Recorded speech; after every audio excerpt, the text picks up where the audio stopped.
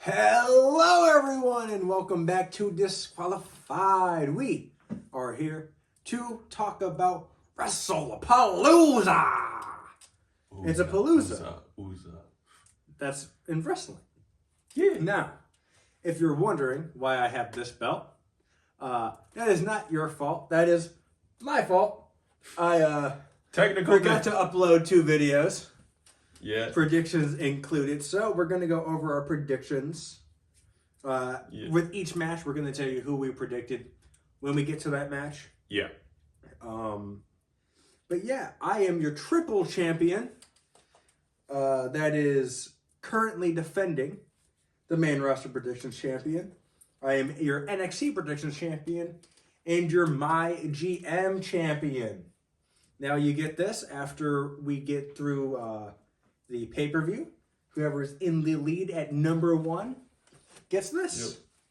Yep. Pay-per-view number 2 coming soon. Yep. And I am Caleb, joined as always by Beltless Trevin.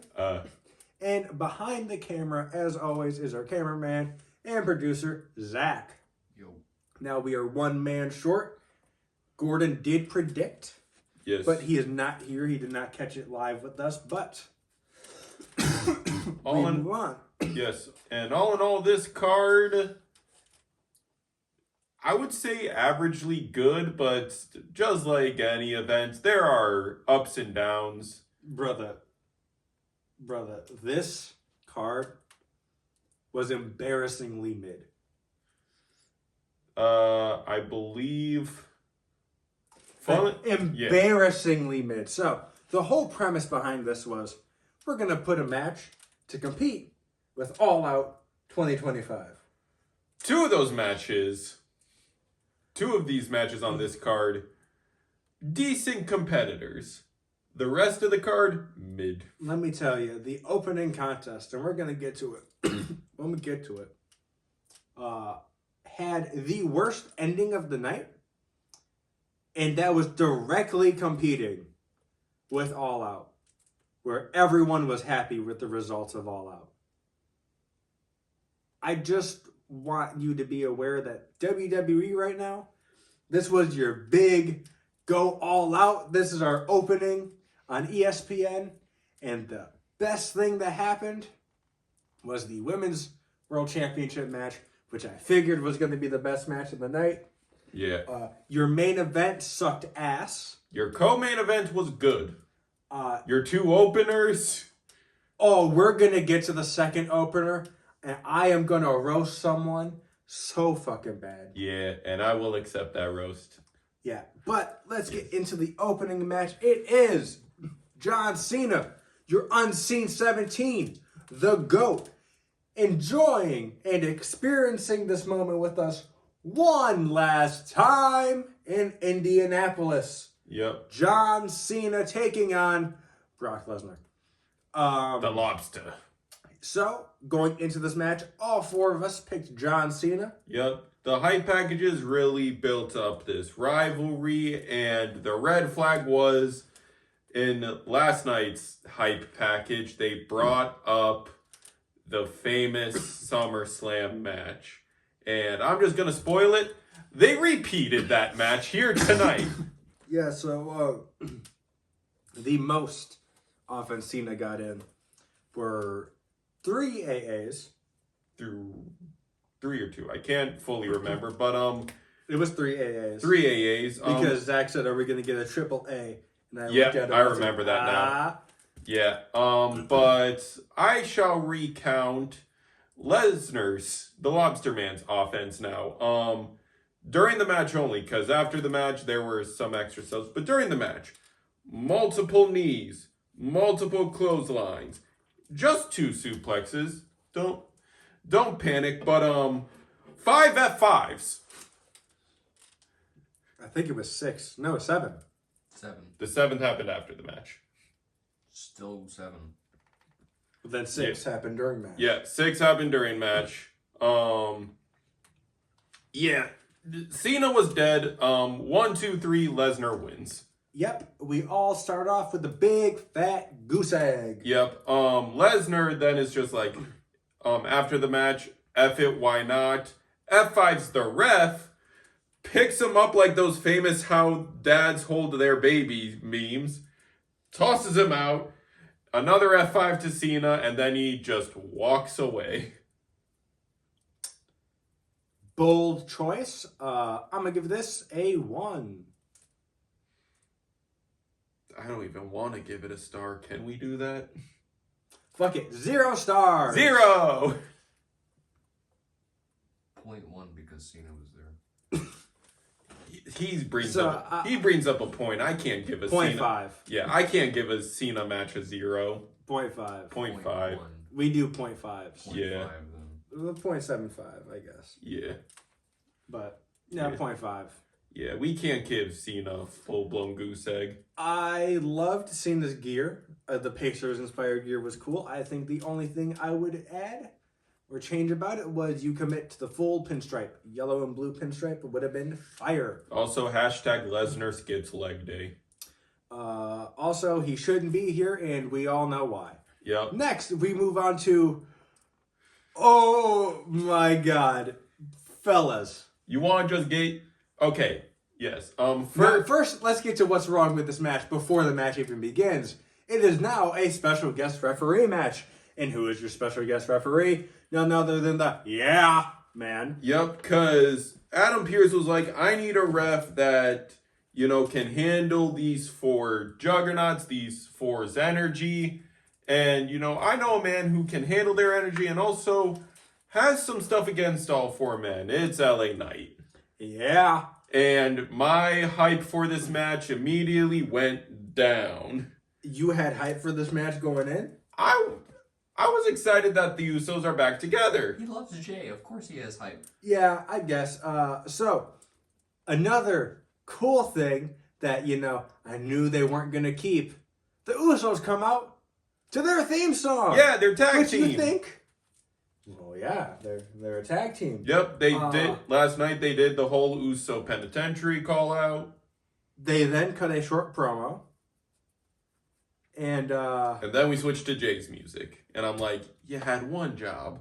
Also stealing the Fireflies. Yeah. Love how you continue to steal everything. Yeah. But the Usos are taking on who we lovingly call BBL. Braun Breaker and Bronson Reed. Of the Vision. Gordon was the sole picky of the Brawns, while the rest of the crew picked the Usos. And we get into this match, and it is boring as fuck. Not a lot happens until the end, where a lot happens. Yep, because with LA Knight being special guest ref, it is basically a no DQ match that still has to follow the legal man tag rules. Yeah, so both members got a chair shot in each. And then they didn't touch the chair again. Yeah. Then Bronson gets thrown into a chair. Then we get the table set up. Yep. We get another chair introduced after some chicanery. So, here's what happens. Braun is going for a spear while LA Knight and Jay are in the corner. In the corner. Because Braun gets out of the way of a chair shot that Jay was about to hit LA Knight with. They start arguing. Braun goes for the spear. Ooh.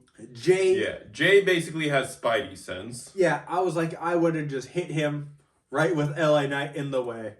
Just fully take advantage because you're a heel. You should be on top of that. You should want the easiest way to win. So then Jay fights off Braun and Bronson. He then goes to hit Braun on the back with the chair. And it ricochets so hard he busts himself open hard way. The match then gets accelerated because we hear LA very cloudly call for Braun to spear the Usos. He's like, spear. Yep. Double spear through the setup corner table to both Usos. Roll the legal one into pinning position. Which was Jay. Yeah, for the 1, 2, 3. Tsunami. Oh yeah, Tsunami for the 1, 2, 3. Yeah.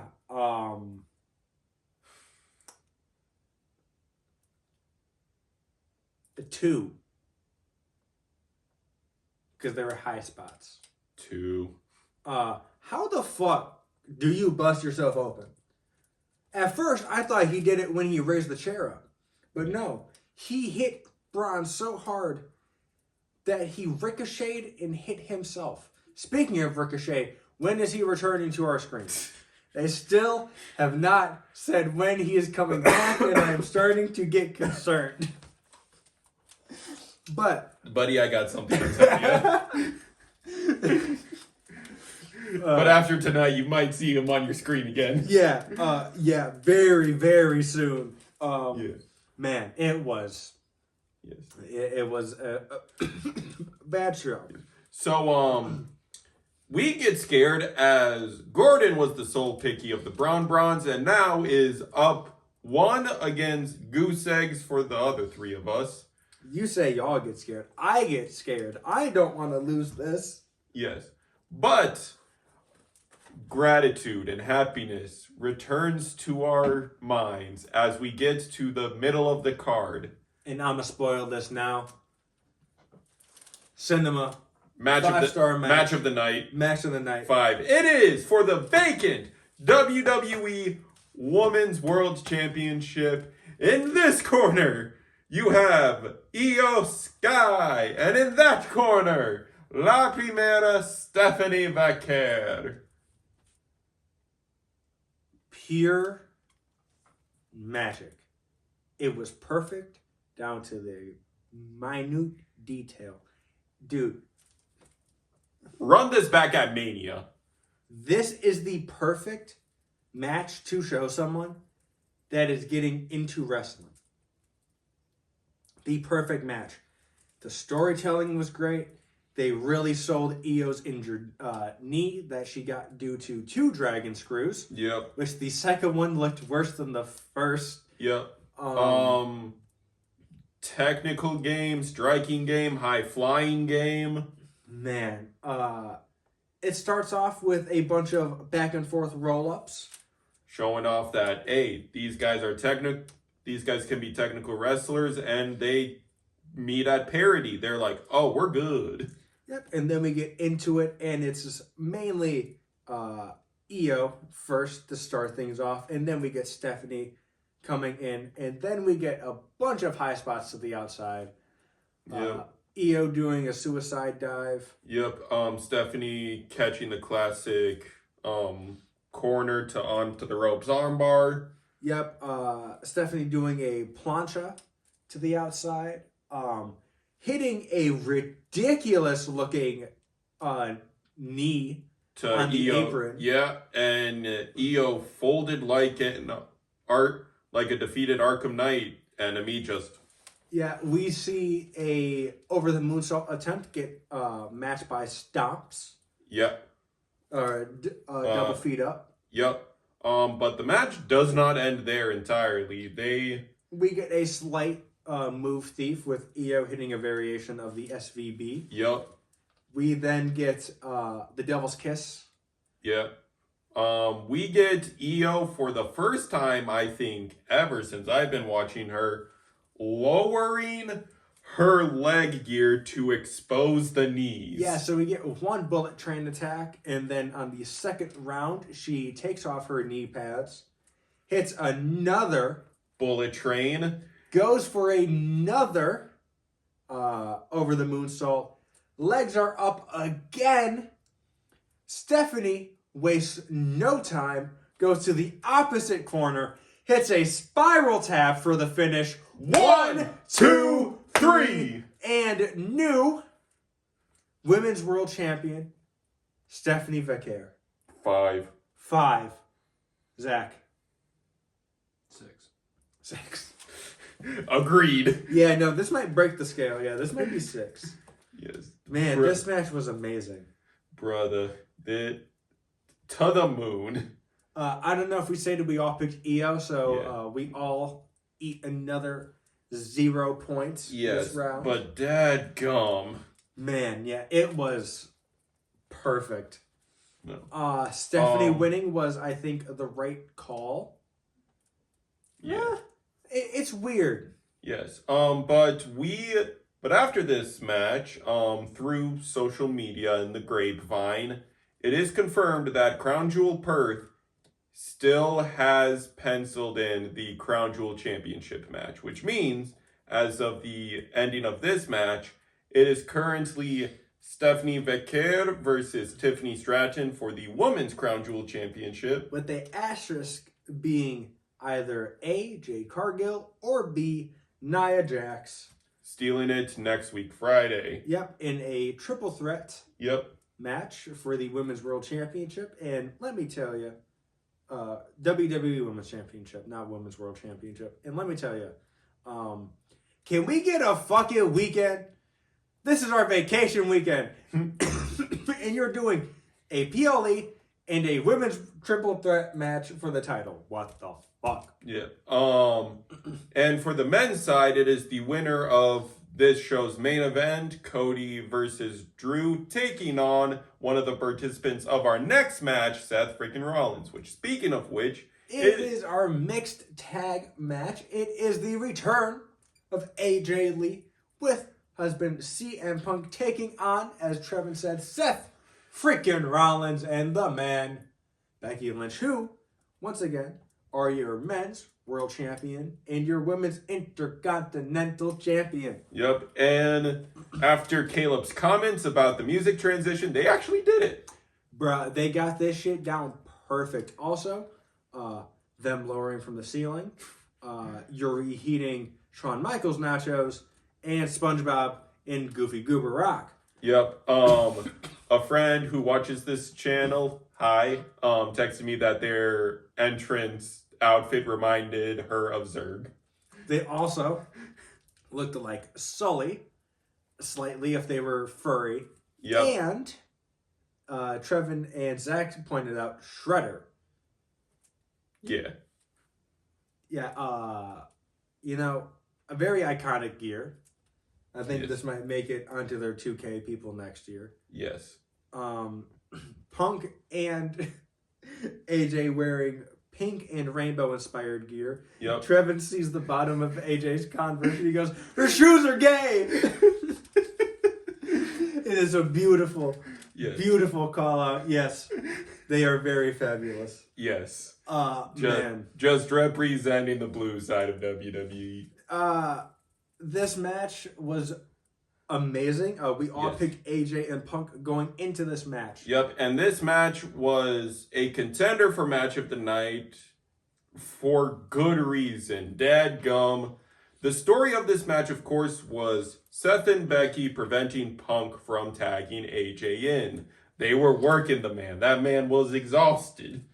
And whenever AJ was legal, it was to stop AJ from getting any offense in at all.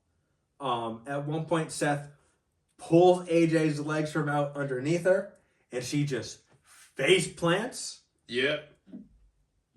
What the fuck? Yeah, she face plants. Seth goes to crawl back in. Punk realizing that you hurt my pookie. Move thief the stomp! Becky continuing her mixed tag tradition of taking a move from the men, taking a sharpshooter from Punk after putting Punk in a sharpshooter, and then we get them going to the outside. Yep. AJ Punk has a devious look in her eyes, and she starts clearing the Spanish announce table. Punk being like, "I like your cut." I like your cut, G. Yep. Follows suit. And clears the English announce table. Yep. And they get Seth and Becky on, and they're going to move thief. Yep. Punk move thief in the pedigree, and AJ attempting to move thief the manhandle slam. Yep. And they counter out. Yep. And they both go for manhandle slams. Yep. But there's a little more scuffle. Punk then gets Seth into position for a GTS. Which I'm thinking, what are you thinking? You're on top of the announce table. This isn't going to do shit. Becky throws AJ into Punk. And kills her husband as collateral. The announce table collapsed in such a horrific way. So Punk and Seth, Seth taking the brunt of the fall. Nothing compared to AJ, who lands on the hard part, which she bounces off of. Yeah. It bounces up, she lands on it, and then it collapses. Yeah. Yeah, like the little fluorescent light themes stayed standing. They didn't like topple over like this or even like this. They just we are vigilant. Yep, and then it finally fell over. Yep. She then lands on top of that. Becky then rushes AJ into the ring, goes for the manhandle slam. Picks her up, and AJ quick pivots to the Black Widow. Oh my god, I missed the Black Widow so much.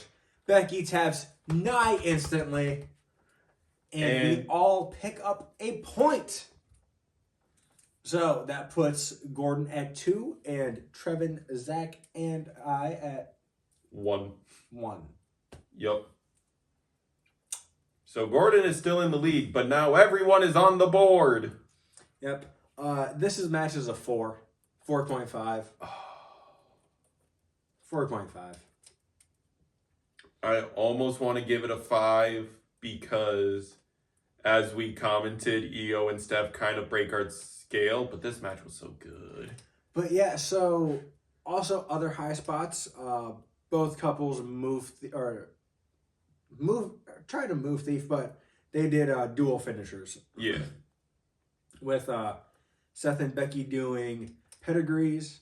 Yeah. And both Punk and AJ, I believe, also doing submissions. Yeah. Punk had a sharpshooter, and AJ had the Black Widow in. Yeah. No, this match was good. Like these two matches, the middle of the card and your co-main event, match of the night contenders, both of them. But with Becky getting tapped out by AJ, WWE law states that AJ has the right to that title now. Yes, and put that baby on her. Yes. Also, a little fun fact that this is the first time AJ Lee and Becky have been in the ring together as going against each other. And are we ready, fella? Or Zach, what did you rate this match? A 4. 4? All right. Fellas, it's time. Yep. Do the thing. Our main event of the evening. It is for the WWE Undisputed Championship. In red corner, we have the Scottish Psychopath, Drew McIntyre. The Keyboard Warrior. In blue corner, your champion, the American Nightmare, sort of the face of the company, Cody Rhodes. Now, no, yes, UFC fans, I did mix that up. Blue corner's contender, red corner's challenger or top contender. Sorry. Yes. I don't care. Yes. Just as this match was a question mark throughout the entirety, as Cody was overselling all the headshots he's taken in this rivalry so much, we almost thought he actually got a concussion. Which is like, are they going to change the finish? Yeah, we had a more enthralling conversation about Mortal Kombat than I had the whole time watching this match. Now, to be fair, I feel like the two biggest high spots were, thanks to Drew, an Alabama slam onto the steel steps. Which, oh my fucking god. Ow. I would never take that spot in a million years. And then we get a repeat of what happened to spark this rivalry of Cody is in position to get Claymore through the announce table, but the ref stops it, and Caleb so rightfully called, like, why are you stopping him? It's an environmental hazard. Yeah, it's not DQ. It's environmental hazard. Yeah. But Drew eventually launches the Claymore to the target be rolling out of the way and fully eating a TV to his shin. Yeah, that's going to do some damage. And it did, as he was walking and hopping around on one leg for the last 30 seconds of the match as he tries for Claymore in the ring, cannot build the momentum with his now injured leg. He falls to his knees. Cody does not hesitate. He is a different man. Super Cody Cutter.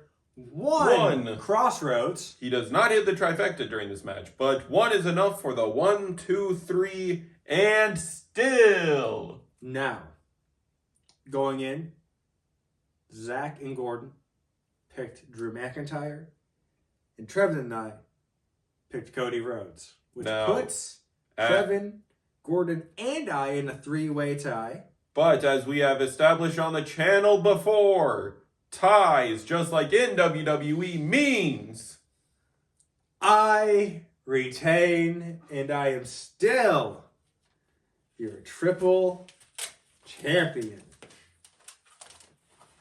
Oh, yeah. yes. Now this also sets the Crown Jewel Championship match currently for the men's side to now be Cody versus Seth freaking Rollins.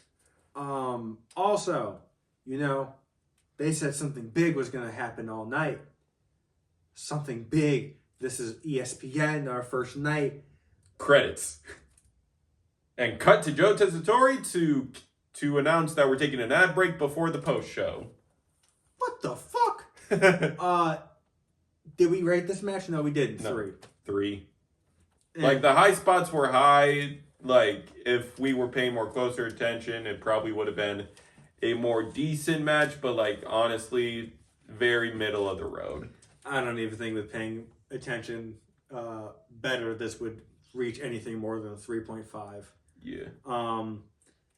Drew removed the turnbuckle, ran into it, Crossroads. Oh, yeah. 1-2 kick out. Yeah. The only other thing was Drew hit a Claymore in the corner. Ref moved out of the way to not get hit. Runs back into the ring after the count of 3 already happens. And 1, 2, kick out. Yep. 5 count. Cody was in the pin position for a count of 6. I was counting it off. Yep. Drew should have won. Yep. Other news, they say Cena has 5 appearances left. You can count on one hand how many times we'll see Cena on a screen in a wrestler capacity. It sucks. Just like this show, I'm going to give this show a 3.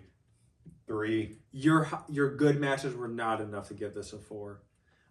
Every other match was either wrongfully booked. Cena should have got his 100th because I don't think Cena, depending on what happens at Crown Jewel, I don't think he's competing. He's confirmed for that weekend at least. And I don't think he's going to win his retirement match. So he caps out at 99 career wins on PLEs, which is just stupid. Just round it out. You should have done that here. If he participates in War Games, it's probably going to be on the face side. Yeah. The Usos and BBL was just disappointing. The best part about it was Jay splitting his head open. That was just funny. Literally, LA Knight being the special guest ref wrecked this match's hint of momentum. Cody and Drew, next tag was a great shining light. It was amazing. And then the Women's World Championship was just perfect. They had Naomi side plates on the title at first, and then they did a little prop change for the one on the pedestal. Yeah, but that's it for this episode of Wrestlepalooza. Yep. And that's it for this episode of Disqualified. I am still your triple champion. Yep. And this is your main roster predictions, NXT predictions, and my GM. Yep, the next title immediately getting defended is the NXT one for our No Mercy predictions happening next week. Yep, next Saturday. This is Beltless Trevin, and behind the camera, as always, is our cameraman and producer, Zach. And thanks for watching. Be sure to like, comment, subscribe, ring the bell 3 times, so you know the match is over. We will see you next time. Thank you for your time. And Triple Champ out. Peace. Bye!